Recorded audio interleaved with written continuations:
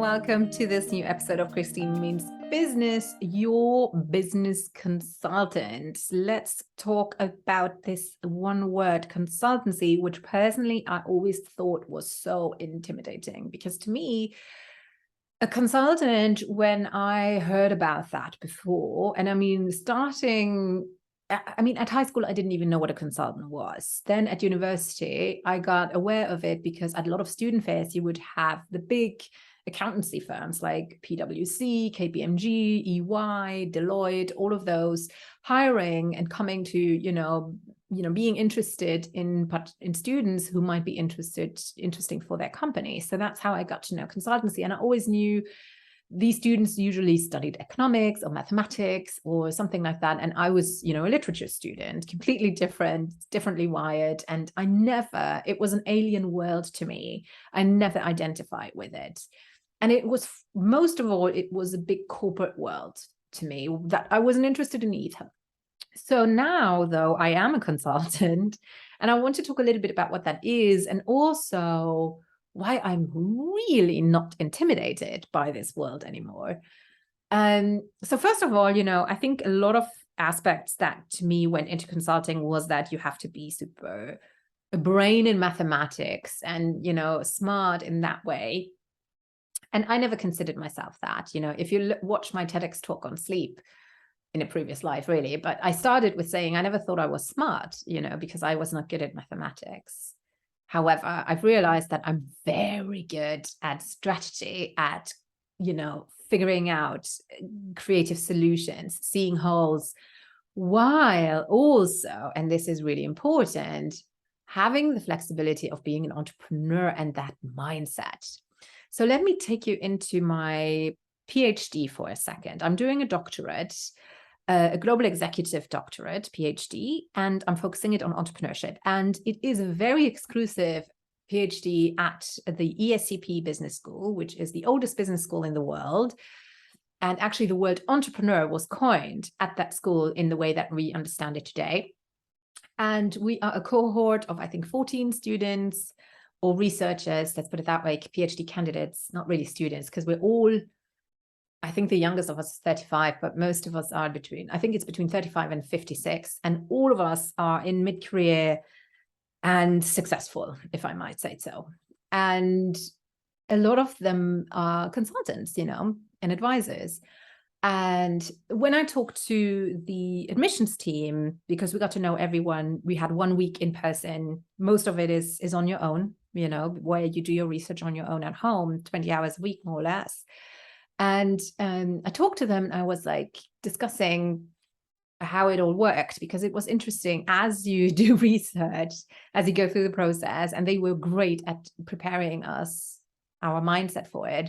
It's very much like entrepreneurship. You don't know where you're going to end up, because you start with an idea and then through the literature you review, you actually figure out how much has done. Probably what you want to do has been done. Also, that what you thought about is not really interesting and it's too limited. So you have to change it completely to get a theory that you can apply to other things. You actually learn what is important, what might not be. And you basically, everything you thought you could do, you wanted to do, is going out of the window. That's what happened to all of us on the first day. And as we were learning more about the process, it is like entrepreneurship. You start your research and you have to be ready to pivot at any moment, because you read a new document which completely contradicts everything that you've believed before. You might start your experiments because you have an idea of what your theory might be, and the results completely contradict what you were thinking, or the other way around. You start with a lot of experiments because you want to find a theory and nothing kind of adds up. And so you need to be able to pivot. And when I was giddy, like, this is fun. This is like, I know this ride, like, hello, I was an entrepreneur who had everything bargained on traveling in 2020 when the pandemic hit. So I know that I'm resilient, even though it nearly knocked me out of my shoes, I have to say.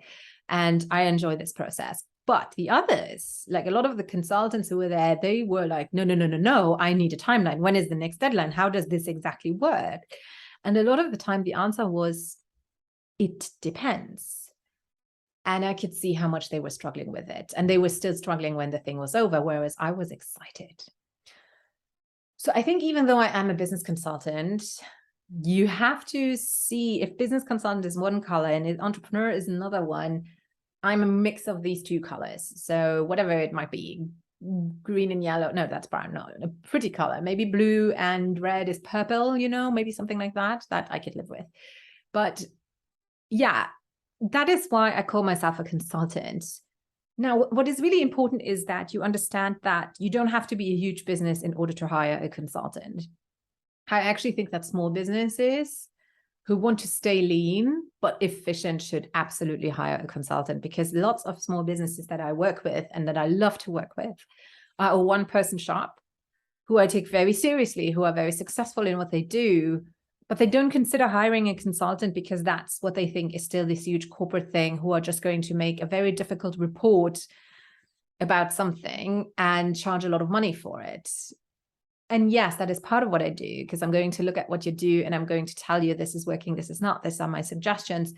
But I also know how entrepreneurs work. I know how they think. I know how you flow. I know that the climate is ever changing and I'm prepared for that. So yes, I am a consultant, but I love working with small businesses.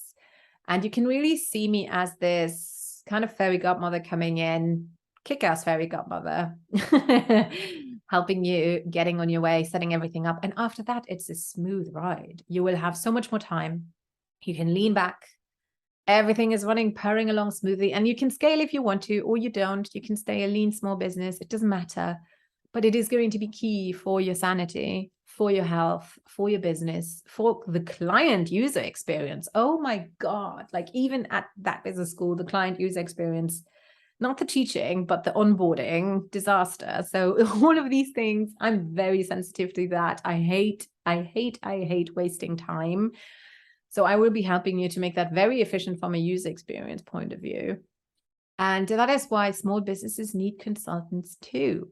Really, really, really, really. Not saying you should hire a huge corporation that you're not interested in and you can't afford them, frankly.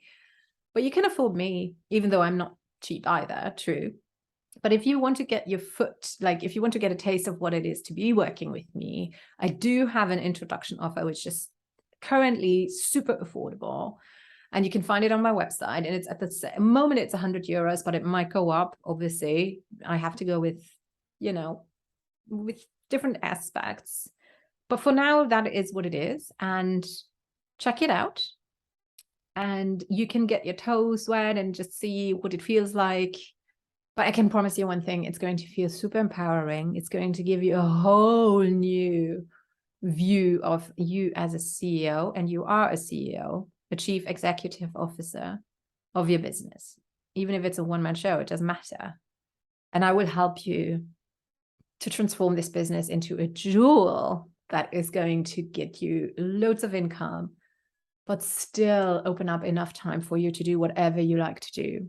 To me, that is horse riding twice a week, is spending time with my daughter, traveling, to go to gourmet restaurants, to do my PhD, and still have my business working. So I'm excited about that. So have a look, book your session, and I'll be talking to you in 2 weeks' time. Bye-bye for now.